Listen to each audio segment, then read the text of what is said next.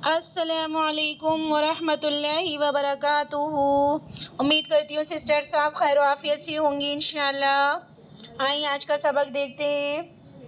اعوذ باللہ من الشیطان الرجیم، بسم اللہ الرحمن الرحیم۔ آج کا سبق ہے آپ کا پیش کے بارے میں۔ الحمدللہ فتحہ کسرہ کے بارے میں آپ کو پتہ چل گیا۔ آج پیش کے بارے میں ہم نے جاننا ہے۔ پیش کو کیا کہتے ہیں؟ پیش کو ضمہ کہتے ہیں۔ پیش کو ضمہ کہتے ہیں۔ ضمہ اوپر ہوتا ہے اور ضمہ کی آواز آگے جاتی ہے، اور ضمہ بہت جلد پڑھا جاتا ہے، بالکل بھی نہیں کھنچتا۔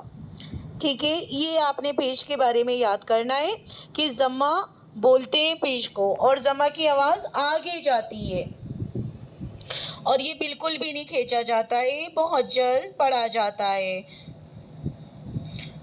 ٹھیک ہے، کیسے پڑھتے ہیں چلیے دیکھتے ہیں۔ حمزہ پیش او، با پیش بو، تا پیش تو، ثا پیش سو، جیم پیش جو، ح پیش حو، خوا پیش خو، دال پیش دو۔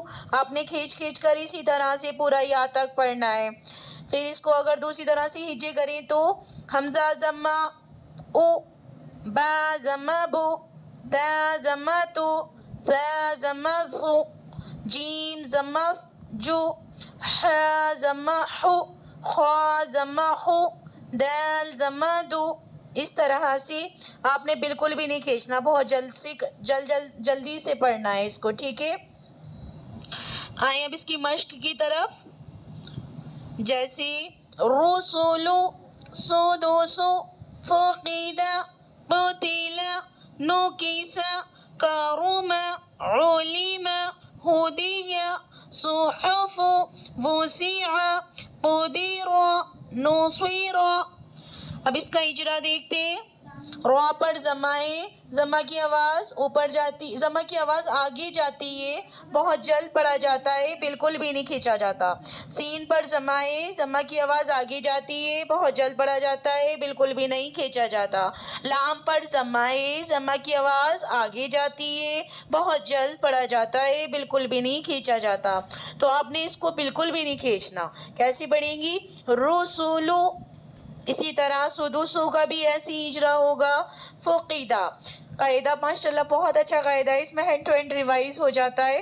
آپ پیچھے فتحہ پڑھ کر آئیں، کسرہ پڑھ کر آئیں، تو دیکھو اب یہاں تینوں کو انہوں نے کمبائن کر دیا ہے، تینوں ہی آ گئی ہیں یہاں پر علامتیں، تینوں ہی حرکات آ گئی ہیں، ضمہ بھی ہے، کسرہ بھی ہے، فتحہ بھی ہے۔ اجرا کیسے کریں گے؟ فا پر ضمہ ہے، ضمہ کی آواز آگے جاتی ہے، بہت جلد پڑھا جاتا ہے، بالکل بھی نہیں کھنچتا۔ قاف کے نیچے کسرہ ہے، کسرہ کی آواز نیچے جاتی ہے، بہت جلد پڑھی جاتی ہے، بالکل بھی نہیں کھنچتی۔ دال پر فتحہ ہے، فتحہ کی آواز اوپر جاتی ہے، بہت جلد پڑھا جاتا ہے، بالکل بھی نہیں کھنچتا۔ تو آپ نے بالکل بھی نہیں کھینچنا۔ اس کو کیسے پڑھیں گے؟ فقیدہ۔ اسی طرح قاف پر ضمہ ہے، ضمہ کی آواز آگے جاتی ہے، بہت جلد پڑھا جاتا ہے، بالکل بھی نہیں کھنچتا۔ تا کے نیچے کسرہ ہے، کسرہ کی آواز نیچے جاتی ہے، بہت جلد پڑھا جاتا ہے۔ لام پر فتحہ ہے، فتحہ کی آواز اوپر جاتی ہے، بالکل بھی نہیں کھنچتا، بہت جلد پڑھی جاتا ہے۔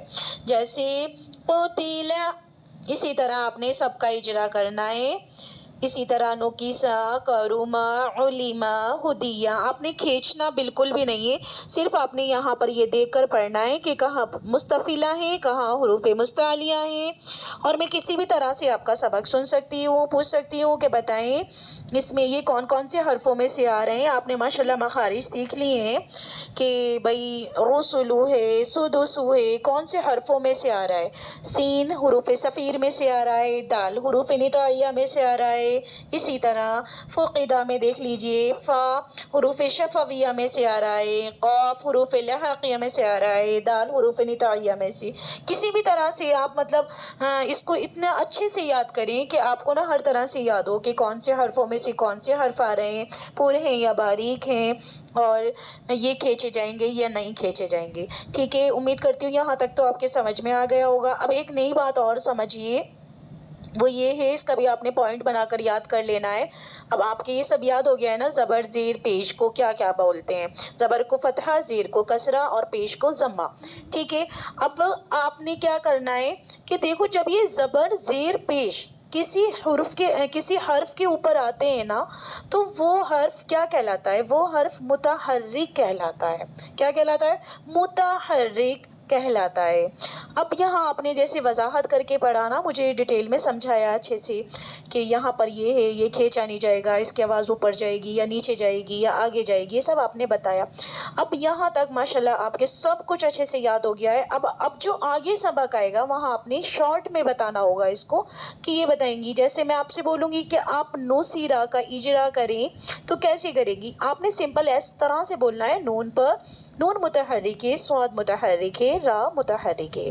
اگر میں آپ سے پوچھتی ہوں کہ نون پر کون سی حرکت ہے، تب آپ بتائیں گے کہ نون پر ضمہ ہے اور ضمہ کی آواز آگے جاتی ہے، ٹھیک ہے۔ اگر میں آپ سے پوچھوں گی کہ صاد پر کون سی حرکت ہے، تب آپ بتائیں گے کہ صاد کے نیچے کسرہ ہے، کسرہ کی آواز نیچے جاتی ہے، بہت جلد پڑھی جاتی ہے۔ اور را کے بارے میں پوچھوں گے را پر کیا ہے، تو آپ بتائیں گے را پر فتحہ ہے، فتحہ کی آواز اوپر جاتی ہے، بہت جلد پڑھا جاتا ہے۔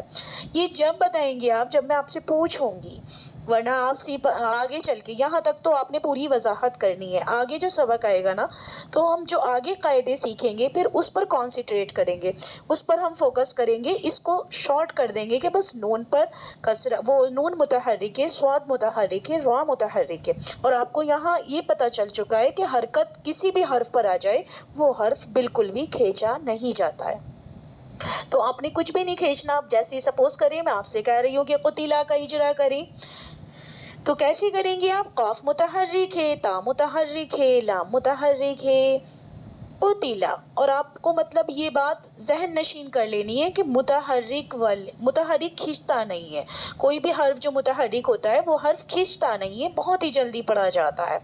تو اگر میں پوچھتی ہوں بتائیں کون کون سی حرکتیں، تب آپ اس کی ڈیٹیل بتائیں گی، ادروائز آپ ایسے ہی پڑھ دیں گے کہ قاف متحرک ہے، تا متحرک ہے، لام متحرک ہے۔ اب آگے چل کے یہ بات انڈرسٹوڈ ہوگی کہ متحرک کھنچتا نہیں ہے، متحرک حرف کوئی بھی کھنچتا نہیں ہے، بہت جلد پڑھا جاتا ہے، ٹھیک ہے۔